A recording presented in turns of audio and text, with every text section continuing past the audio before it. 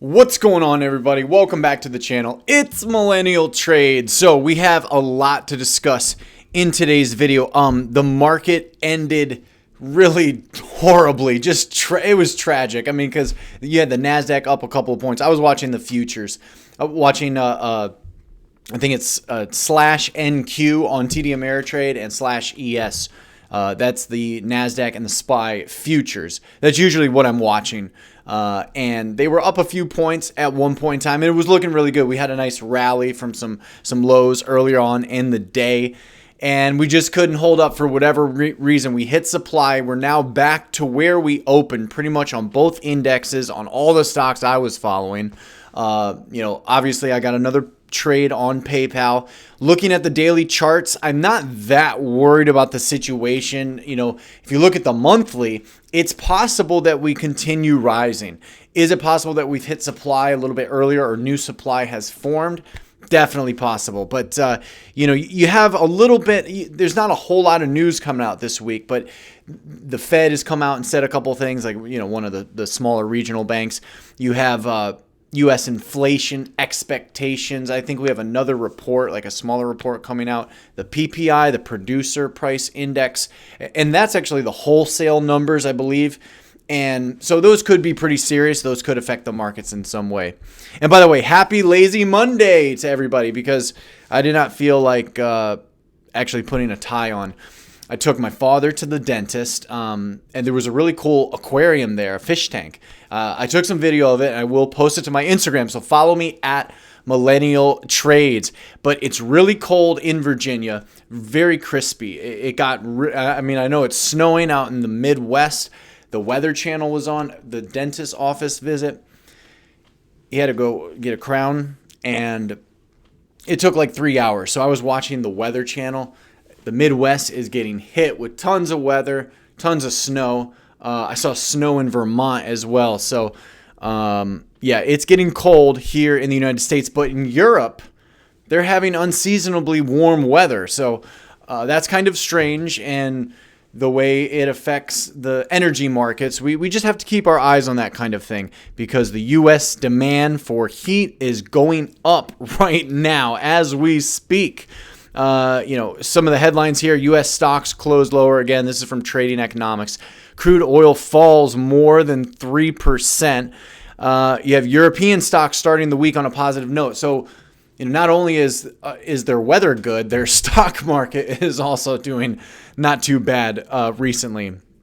You have Swiss producer inflation lowest since 2021, and we have producer inflation numbers coming out as well. So let's see what happens there. My bet is that the market, at least short term, continues higher, but we'll see how that pans out. Maybe we make newer lows, 52-week lows in a couple of weeks. Who knows?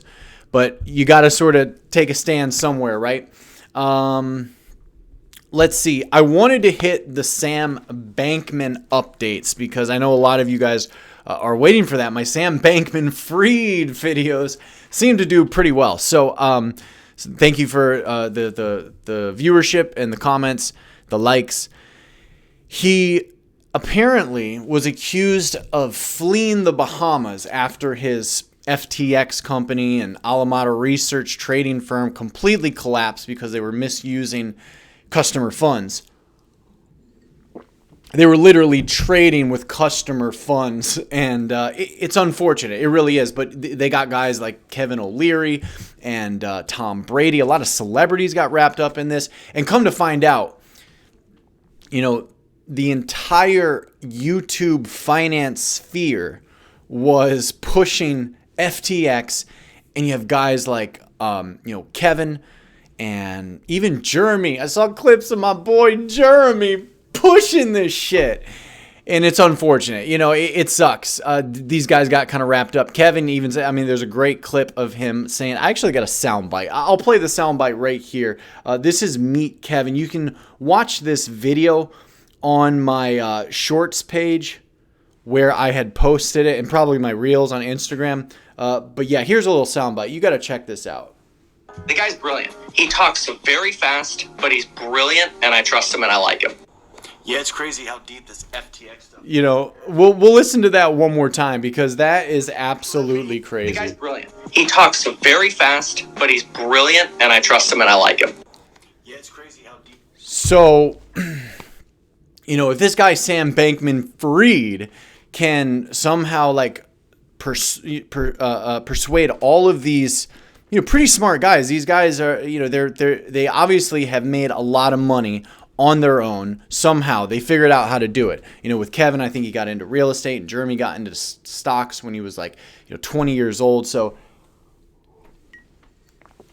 these people are to be respected, but at the same time, it's like, you know, did they fall for this guy, or is there something shadier going on? And people have asked that question.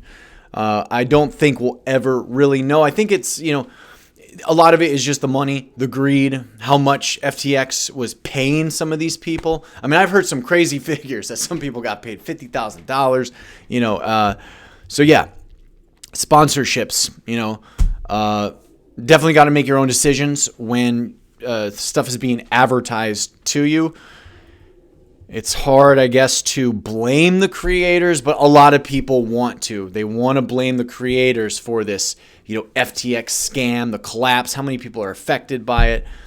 You know, but who knows? Maybe Kevin O'Leary is pumping and dumping cryptocurrencies. I've had that thought before, and it's definitely possible. But going back to Sam Bankman-Fried and the money, right? Where did the money go? Well, $40 million at least can be accounted for in recent donations to the Democrat Party for the midterm elections.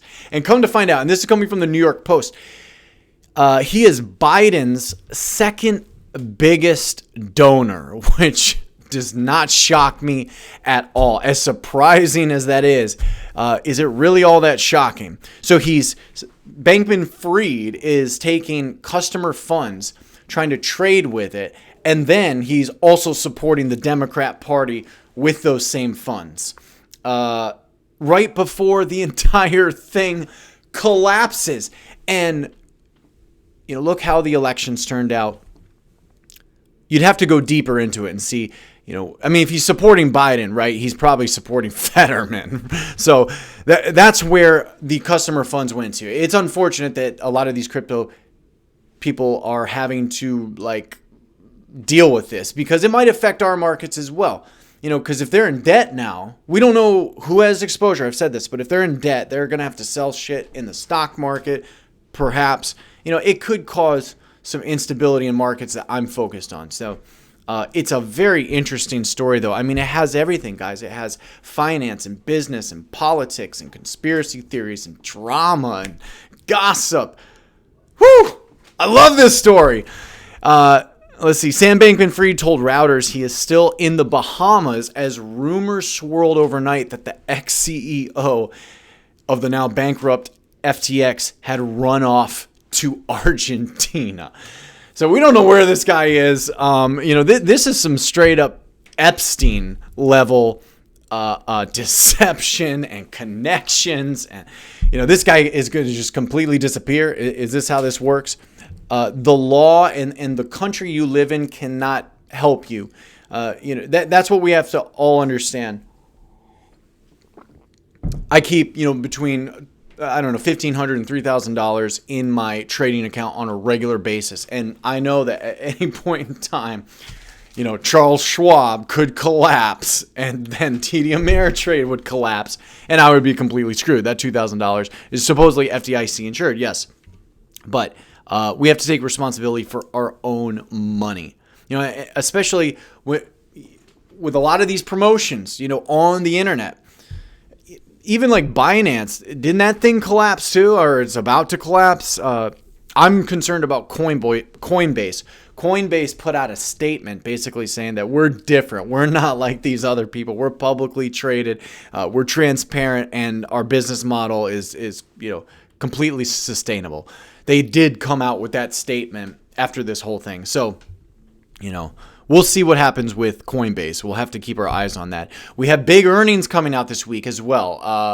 Again, I'm not involved in a lot of these stocks, but I believe Walmart and Target and maybe Home Depot, stocks like that, a lot of retail is going to be reporting earnings this week. I have a feeling it's going to come in kind of mixed, really. Like, I think there's going to be some good numbers, but there's going to be some troubling things that might be foreshadowing deep recessions in a year or so. So this could be a long haul. We have major layoffs coming as well. I want to hit this before I end the video because it is it's tough. We have tens of thousands of people in Silicon Valley, in California, that are now unemployed. Probably in other big cities as well, where these big tech firms have hired so many people. I know there's a lot of tech in the DC and Northern Virginia area.